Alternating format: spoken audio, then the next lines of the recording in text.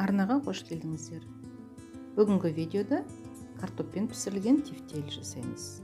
Тефтелиді бұл тәсілмен пісіргенде сіз оны қалауыңызша сорпалы немесе сорпасыз, яғни первый немесе второй блюдо ретінде жеуіңізге болады. Бізге керегі тартылған ет, күріш, картоп, пияз, ақ желкен, қызанақтың болгар бұрышы және түрлі дәмдеуіштер. Ең әуелі күрішін суға жақсы етіп тазартып жуып аламыз да отқа қоямыз, үстіне қажетінше су құйып, күріштен 5 мм-де асып тұрса болады, аздап тұз саламыз да суға бұқтырып қоямыз. Сосын фаршқа қосатын пиязды қолмен тураймыз, уақыттап турап, оны маринадтап қоямыз. Ол үшін бұрыш саламыз, тұз саламыз, қолымызбен сықлап, қақпағын жауып қоямыз 5-10 минутқа. Сол уақытта ол маринадталып болады, сосын оны фаршқа қосамыз. Пиязды қолмен турайтын себебіміз, оны ет тартқыштан өткізгенде ішіндегі шырынның бәрі сыртқа шығып кетеді. Ал қолмен турағанда шырынның бәрі ішінде қалады. Сосын оны маринадтаймыз. Маринадтайтын себебіміз ол тамаққа өте жақсы дәм береді, біріншіден. Екіншіден, асқазанның қыжылдамауына себепші болады. Күрішіміз де пісіп қалды, енді ол суығасын, оны фаршқа қосамыз. Піскен күрішті қосатын себебіміз тефтелиға, ол кейін тефтелимен бірге піскенде әрі қарай ісінбейді де тефтелиміздің жарылып кетпеуіне себепші болады.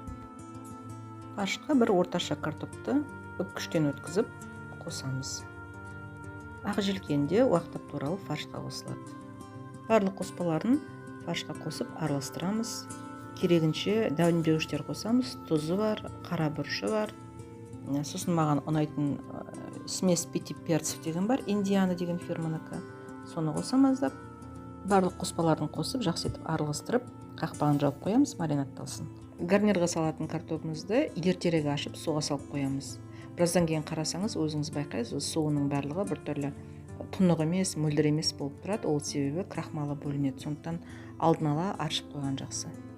Поджаркаға керекті пиязды уақыттап турап, онда маринадтап қоямыз. Қызанағымызбен болгар перецін де уақыттап турап қоямыз. Маринадталып болған пиязды енді аздап майға қуырамыз. Сосын соның үстіне туралған қызанақ пен болгар перецін салып, оларды майға жемдеп қуырып аламыз.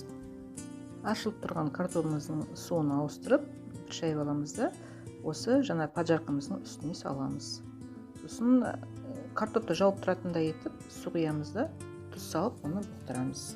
Картоптың суы қайнағаннан кейін бір 10 минуттай піседі. Сол уақытта біздер тефтелимізді жасап аламыз. Қолыңызды суға малып тұрып жасасаңыз, тефтелидің формасы жақсы болып шығады. Картоп 10 минуттай пісті деген уақытта тефтелимізді сала беруге болады. Сосын оны бір 20 минуттай пісіреміз. Сонда бәрі әбден жақсы пісіп шығады. Видеоларында арнайы тапсырыспен жартылай дайын ас әзірлеудегі тәжірибемен алынған, жұрттың көңілінен шыққан рецептермен бөлісіп жүрмін. Сіздердің де көңілдеріңізден шығады деген ойдамын. Дәмді піскен тағамдардан ләззат алайық. Арнаға тіркеліңіздер. Әр видеодан қолжетімді өнімдерден дәмді тамақ пісірудің құпияларын біліп отырасыздар.